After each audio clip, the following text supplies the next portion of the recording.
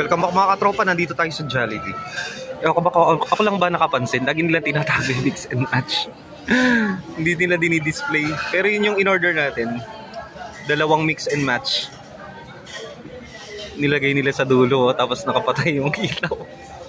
Para nga naman walang umorder. Yun yung pinakamura kasing meal. 75 pesos, dalawa na. Meron ka ng main dish, merong side dish. Daming kumakain.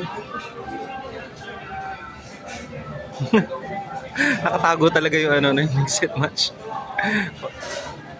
Nakatago. Oo, nakatago. Minsan sa McDo naman, meron ding mix and match.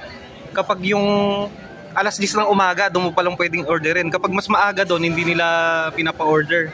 Hindi daw available. Dito naman sa Jollibee, hindi mo siya kita. Hindi siya naka-display. Para nga naman ang order